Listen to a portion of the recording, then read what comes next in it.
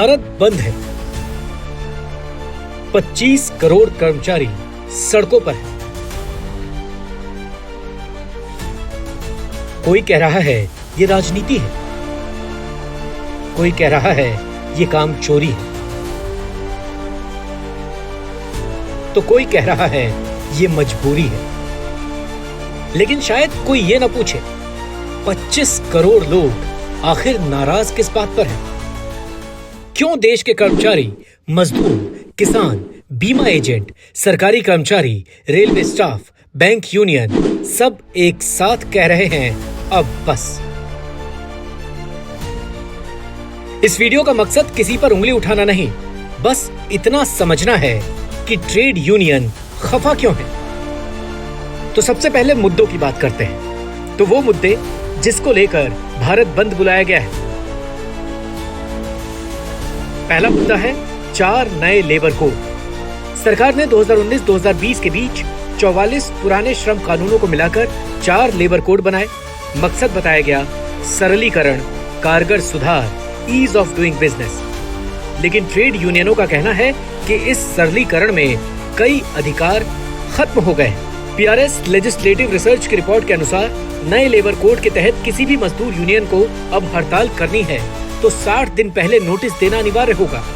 अब जरा सोचिए, अगर दिक्कत आज है, अन्याय आज हो रहा है, तो विरोध 2 महीने बाद कैसे किया जाए? इसी कोड में यह भी जोड़ा गया कि अगर किसी फैक्ट्री में 300 से कम कर्मचारी हैं, तो मालिक को अब किसी को हटाने या बंद करने के लिए सरकार की इजाजत नहीं लेनी पड़ेगी। पहले ये सीमा 100 थी, यानी नौकरी देने की छूट जितनी बढ़ी है, नौकरी जाने की आशंका उतनी ही तेज हुई है। अब ये बदलाव सुधार हैं या सिर्फ अधिकारों की रीब्रांडिंग? ये सवाल आज सड़कों पर पूछा जा रहा है।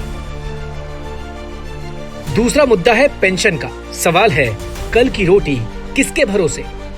पुरानी पेंशन योजना यानी ओपीएस में रिटायर कर्मचारी को अंतिम वेतन का एक हिस्सा जीवन भर मिलता था, तय, सुनिश्चित, भरोसेमंद।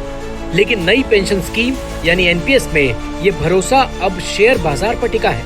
पीएफआरडीए की वेबसाइट के मुताबिक एनपीएस के तहत मिलने वाली राशि बाजार की चाल पर निर्भर करती है, यानी कोई गारंटी नहीं है। यहाँ सवाल सिर्फ पैसों का नहीं, सम्मान का है। जो व्यक्ति जिंदगी भर हर महीने पीएफ और टैक्स देता रहा, वो अपने बुढ़ापे में ये नहीं जानता कि उसे हर महीने कितना मिलेगा या मिलेगा भी या नहीं। अगर पेंशन भी अब जोखिम पूंजी बन जाए तो सवाल बनता है, क्या ये देश सेवा का इनाम है या रिटायरमेंट के बाद नया एग्जाम? तीसरा मुद्दा है न्यूनतम वेतन का। न्यूज क्लिक और आईएलओ इंडिया की रिपोर्ट के मुताबिक भारत में अधिकांश राज्यों में न्यूनतम मजदूरी 178 रुपए से लेकर 300 रुपए प्रतिदिन के बीच है, यानी महीने का मुश्किल से 6000 से लेकर 9000। ट्रेड यूनियन की मांग है हर कर्मचारी को कम से कम 26,000 रुपए मासिक वेतन दिया जाए। अब कुछ लोग कह सकते हैं ये बहुत ज्यादा है, तो चलिए एक गणित के जरिए समझते हैं। अगर कोई व्यक्ति शहर में रहता है तो उसका किराया हुआ 4000, राशन 5000, बच्चों की पढ़ाई 2000, बिजली पानी का कम से कम 1000, दवा दवाई का भी 1000, कुल मिलाकर 13000 तो सिर्फ जिंदा रहने का खर्च है। तो 9000 में क्या होगा, काम या गुजारा? ये मांग हवा में नहीं उठी है, ये इंडियन लेबर कॉन्फ्रेंस की सिफारिशों और 7वें वेतन आयोग के सुझावों से जुड़ी है। सोचने की बात यह है कि अगर हम दुनिया की 5वीं सबसे बड़ी अर्थव्यवस्था बन चुके हैं, तो क्या हमारी मजदूरी अब भी सबसे नीचे क्यों है? चौथा मुद्दा है ठेका व्यवस्था का, यानी एक छत लेकिन 2 किस्म की नौकरी क्यों?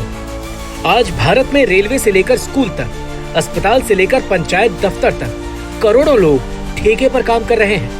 मिनिस्ट्री ऑफ एसपीआई की 2023 की रिपोर्ट के मुताबिक देश के सरकारी और सार्वजनिक उपक्रमों में हर 3 में से 1 कर्मचारी ठेका वर्कर है। इनका ना तो पक्का रोजगार है, न बीमा, न छुट्टी, न ग्रेजुएटी। अक्सर इन्हीं से 12 घंटे का काम लिया जाता है, जबकि स्थायी कर्मचारी 8 घंटे में घर लौटते हैं। द वायर की रिपोर्ट कहती है ठेका कर्मचारियों को स्थायी के मुकाबले 30 से 40% कम वेतन मिलता है, लेकिन काम का स्तर समान रहता है। यूनियनों की मांग साफ है, एक ही दफ्तर में काम तो वेतन और सुविधा में भेद क्यों?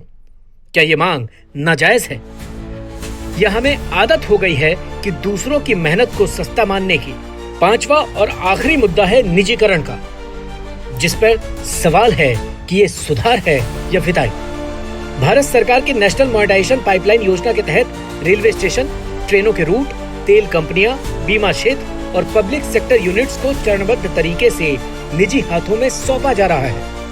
बिजनेस स्टैंडर्ड की रिकॉर्ड के अनुसार LIC, BSNL, भेल, सेल, कॉनकॉर जैसी कंपनियां, जिनमें सरकार की करोड़ों की हिस्सेदारी है, अब बेचने योग्य संपत्ति मानी जा रही है। यहाँ सवाल ये नहीं है कि निजीकरण गलत है, सवाल ये है कि जब ये संस्थान जनता के टैक्स के पैसों से खड़े हुए थे तो इन्हें बेचते वक्त जनता से राय क्यों नहीं ली गई?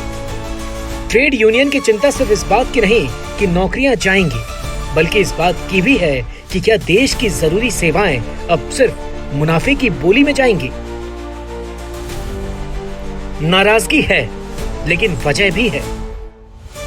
भारत बंद सिर्फ विरोध नहीं, ये एक गुजारिश है कि सुधार का रास्ता बातचीत से गुजरे, न कि टकराव से। कर्मचारी, मजदूर, किसान ये सिर्फ एक वर्ग नहीं, ये देश का वो हिस्सा है जो काम करता है, टैक्स देता है और भरोसा करता है। अब जब वो सड़कों पर उतर आया है तो क्या उसे फिर से विरोधी कहा जाएगा या उसकी बातें सुनी जाएंगी? इस वीडियो में दी गई जानकारी से अगर आप सहमत हैं तो वीडियो को लाइक करें, ज्यादा से ज्यादा लोगों तक शेयर करें और चैनल को सब्सक्राइब करना बिल्कुल भी मत भूलें। और अगर कोई सवाल है तो कमेंट्स में जरूर पूछें।